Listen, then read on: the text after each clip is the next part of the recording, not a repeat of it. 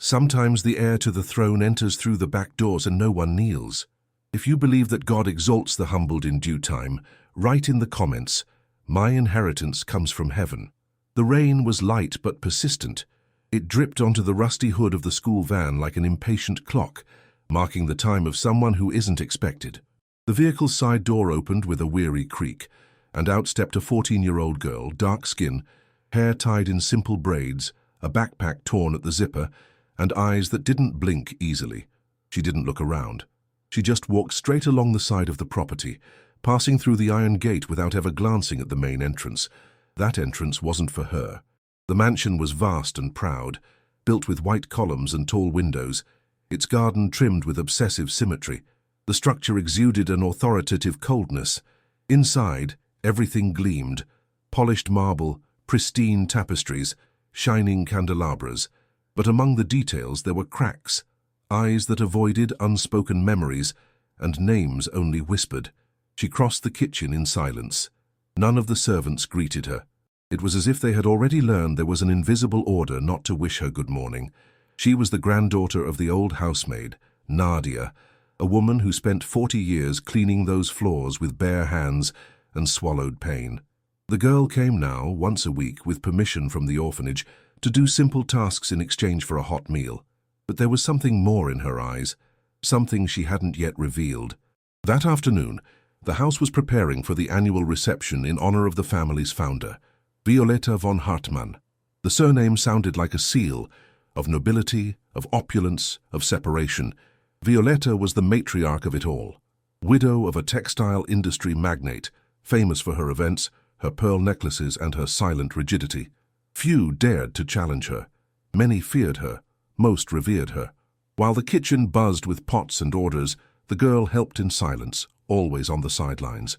But her eyes caught everything: the way napkins were folded with precision, the exact spot of each glass in the cabinet, and especially an old portrait in the corner of the library, a young white man with an open smile and a beige suit. Jonathan von Hartmann, Violetta's son, dead 16 years ago in a car accident. No wife, no declared heir. By dusk, the main hall was filling with guests. The servants wore clean, discreet uniforms. The girl, alongside other young people from the orphanage who came to serve, wore an oversized white shirt and short dress pants. While serving canapés on a tray too delicate for her small hands, she kept her head down. She knew one misstep could turn her into a spectacle. Then it happened. A scream, the shatter of breaking crystal, and all heads turned. The tray had slipped from her hands and fallen, spilling red wine onto the white silk dress of Clara, Violetta's favorite granddaughter. The scene froze. Clara stepped back, screamed loudly, furious, and pointed at the girl with disdain. "Do you know how much this dress costs, you idiot?"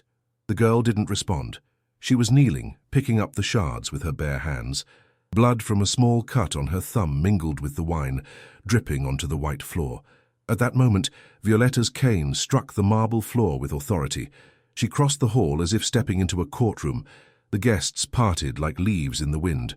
"Who let this girl in here?" she asked coldly, staring at the girl. She raised her eyes for the first time. She said nothing, but her gaze didn't waver. "Out of here! And if you try to enter this place again, I'll call the police. Girls like you should never cross the service door." The girl stood up, with dignity. She grabbed her backpack from the corner, holding it with her injured hand, and crossed the hall in silence, under looks of pity, scorn, and indifference. But before leaving, she glanced once more at Jonathan's portrait, her eyes fixed on the frame. Something there had been calling her for days, a pattern in the bottom corner, a small symbol carved into the wood, almost imperceptible, an N. She left through the side door, but she didn't go straight back to the orphanage. Instead, she walked to the square where her grandmother used to take her to hear stories. She sat on the same wooden bench and pulled a folded, time-worn photo from the bottom of her backpack. In it, Jonathan held a baby in his arms. Beside him, a black woman with familiar eyes. Nadia. The back of the photo bore old handwriting. "To my daughter, the inheritance isn't what we leave in vaults, but in the blood." She knew the time was coming. She knew she would have to return, not as a servant, not as the housemaid's granddaughter, but as something she herself didn't yet fully understand. The following week, accompanied by a young, determined lawyer, She returned to the mansion through the front door. The gate opened reluctantly. Violetta was in the garden, instructing the gardeners, when she saw the girl and furrowed her brow. "I thought I had made myself clear." "Good afternoon, Mrs. von Hartmann," said the lawyer, handing her an envelope. "We're here to present documents that may interest you. This concerns the recognition of paternity by Jonathan von Hartmann, established through post-mortem DNA testing, with samples from the hospital where he was treated before the accident. The registered child is this young woman here." Silence fell like a muted thunderclap. Violetta took a step back. Her hands tightened around the cane. "This is absurd." "We also have correspondence written by Jonathan and addressed to you, found in Nadia da Silva's old office. It includes the photo, the note, and his intention to formalize custody of his daughter." Violetta tore open the envelope with trembling hands. She read, and as she read, her face lost color. The girl stood there, unmoving, not attacking. Her eyes fixed on the woman who, for decades, had been the guardian of an empire that didn't fully belong to her. Not yet. Violetta staggered for a moment, but didn't fall. Her fingers gripped the cane so tightly that her knuckles turned white. One of the family's lawyers, who had been overseeing preparations for a new press event in the distance, noticed the commotion and approached. The old woman slowly raised her gaze, looking the girl up and down, as if facing an old mirror, revealing something she had spent her entire life trying to erase. "This changes nothing," Violetta muttered, her voice trembling with barely controlled emotion. "This house is mine. This name is mine. She's an imposter. That's what she is." The lawyer intervened with calm but firm resolve. "Jonathan's original will wasn't filed, but it is valid under Article 1.877 of the Civil Code. You are, at this moment, in partial possession of assets that belong to his daughter. The inheritance can no longer be ignored." The words hung in the air like a verdict. Violetta turned her back and walked through the main door without another word. But everyone present could sense it. Something had shifted. A cycle of silence had been broken, and the sound of the past now echoed through the mansion's corridors like a ghost finally demanding to be heard. In the days that followed, lawyers from both sides met multiple times.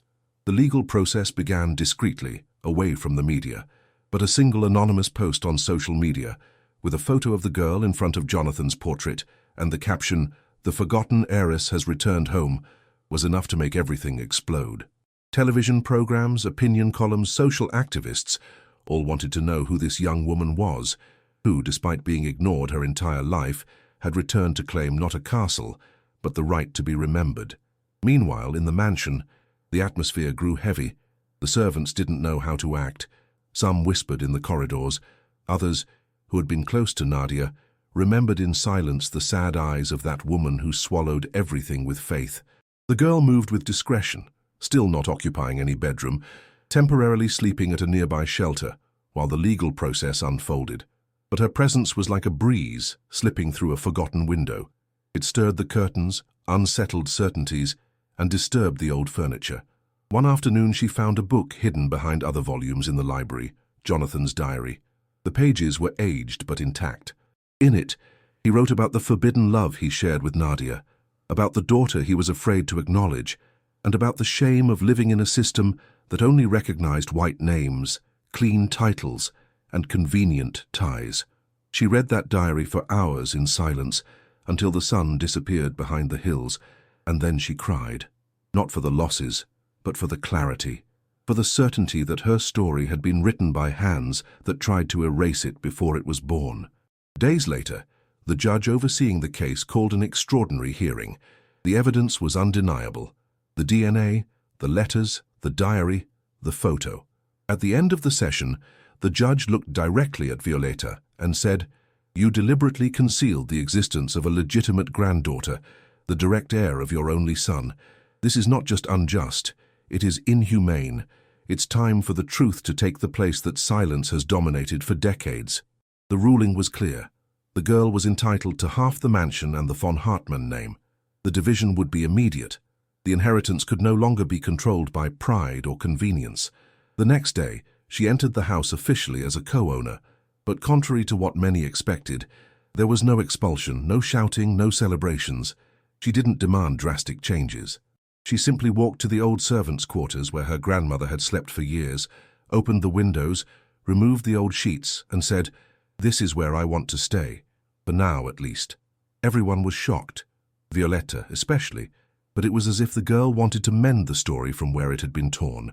Redemption would begin exactly where humiliation had tried to take root. A few days later, new tension arose. Clara, Violetta's granddaughter, refused to accept the outcome. She devised a plan to discredit the girl, hiring a private investigator to find flaws in the documents, a supposed fraud in the DNA, anything that could serve as a scandal. The girl learned of this before the news could spread. One of the gardeners, an old acquaintance of Nadia's, warned her, and then she made an unexpected decision. She sought out Clara in the family's makeshift office, now occupying the old music room. "You want to destroy me?" she asked calmly. "Then look into my eyes. See if there's anything here that can be disproved." Clara hesitated. The girl opened Jonathan's diary and read a passage. "If one day my daughter returns to this place, I want her to know that the love I felt for her mother was real, that she is made of what I lacked the courage to protect, that she is the best of me." Clara lowered her eyes. For a moment, she seemed broken, but she said nothing. She simply left the room in silence. Gradually, the opposition dissolved, not by force, but because the girl didn't fight back. She built. She organized a community library in the mansion's hall. She created a support program for orphanage youth. She donated some of the old furniture to a public hospital, and every afternoon she sat in the garden to read quietly, with the same tranquility her grandmother had when she sang hymns while scrubbing the floor. One day, Violetta approached the garden.